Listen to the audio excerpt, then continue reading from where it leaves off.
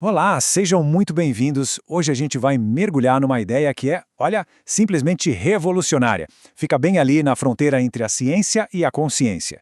A gente está falando da capacidade que a nossa mente tem de influenciar, e muito, a nossa saúde física lá no nível das células.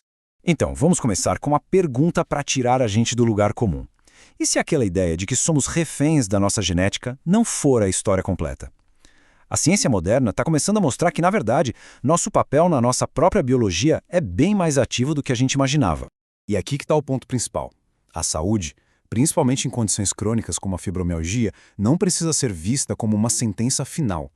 Pelo contrário, pensa nela como um diálogo constante, onde é possível aprender a linguagem certa para instruir o nosso corpo a se regenerar.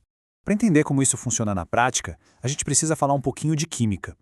Vamos ver como um simples pensamento, algo que parece tão etéreo, se transforma numa resposta física, sabe? Uma resposta real que dá para medir no nosso corpo.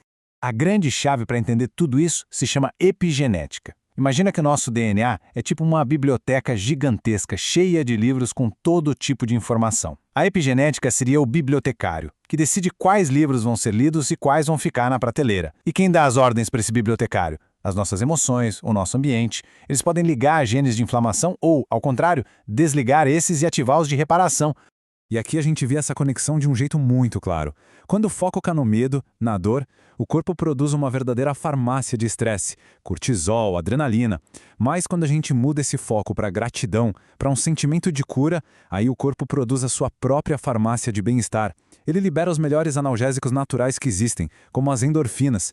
Agora, presta atenção no poder da linguagem. Parece um detalhe, né? Mas é gigante. A palavra minha cria posse, cria uma identidade com a doença. É como dizer, isso faz parte de mim. Já a frase, a condição que estou curando, muda tudo. Transforma a doença num processo, num estado que é temporário e que já está se movendo em direção à saúde.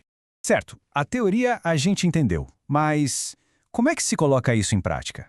Agora a gente vai passar para as ferramentas que podem ser usadas para começar essa reprogramação ativa da mente em busca da saúde. Aqui temos um mapa bem claro com 4 passos. O primeiro a gente já viu, que é entender a bioquímica por trás de tudo. Agora, vamos explorar as outras 3 ferramentas, que são bem práticas para a gente aplicar esse conhecimento todo. A visualização é uma ferramenta, nossa, poderosíssima. Sabe por quê? Porque o nosso cérebro não sabe diferenciar muito bem uma experiência que aconteceu de verdade de uma que foi imaginada com muita intensidade. O grande segredo aqui não é só pensar em saúde, mas sentir a emoção da gratidão como se a cura já tivesse acontecido. É essa combinação de uma intenção clara com uma emoção elevada que manda o sinal bioquímico mais forte para as células começarem o trabalho de reparo. Quem toma vitaminas ou suplementos pode transformar esse ato, que às vezes é mecânico, num ritual muito poderoso. Em vez de só engolir a cápsula, por que não fazer uma pausa, afirmar mentalmente que aquele nutriente está dando ao corpo exatamente o que ele precisa para se regenerar? No fundo, é como criar um efeito placebo consciente e a nosso favor. Aquele período bem antes de pegar no sono é, sério, ouro puro para reprogramação. Conforme o cérebro vai desacelerando e entra nas ondas alfa e teta, que são aqueles estados de relaxamento, de criatividade, o portão para o subconsciente se abre. É um momento perfeito para plantar sementes de cura, seja com afirmações ou até com áudios que usam frequências de reparação. Além desse nosso trabalho interno, existem aliados muito fortes no mundo lá fora que podem apoiar e, quem sabe, até acelerar todo esse processo de cura. Isso aqui pode até parecer coisa de ficção científica, mas a física quântica nos lembra de algo fundamental. O que a gente percebe como matéria sólida, na verdade, é 99,9% energia e informação. O que isso quer dizer? Que o nosso corpo, lá no seu nível mais básico, é um campo de energia vibrante. E se ele é um campo de energia, ele pode ser influenciado, não só pela química, mas também por outras frequências e, claro, pela nossa própria consciência.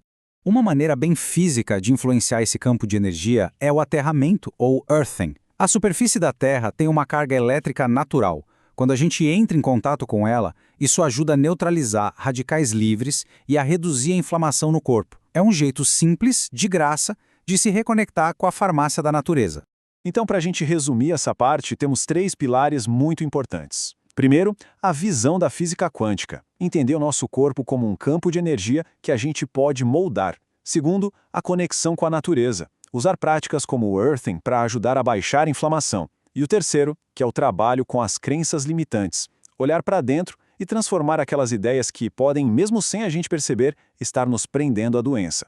Ok, com tanta informação pode surgir a dúvida: por onde eu começo? Qual é o ponto de partida para essa jornada de transformação e cura? O primeiro passo é entender esta verdade, que é fundamental. A reprogramação da mente é incrivelmente poderosa, mas ela funciona muito melhor quando o terreno biológico, ou seja, o nosso corpo, está preparado com a nutrição certa. É a sinergia perfeita entre a mente e a matéria. Se tiver uma única coisa para levar de toda essa nossa conversa, que seja esta afirmação. Dizer isso com intenção de verdade é como dar um comando direto para o nosso sistema nervoso autônomo. É mudar o sinal de sobrevivência para o de reparação e crescimento. E assim, a nossa análise de hoje nos deixa com uma reflexão final. A cada momento, a gente tem uma escolha. A saúde de amanhã está sendo construída agora, com as decisões, os pensamentos e as emoções que a gente escolhe hoje. A pergunta que fica é: qual vai ser a escolha de cada um de nós?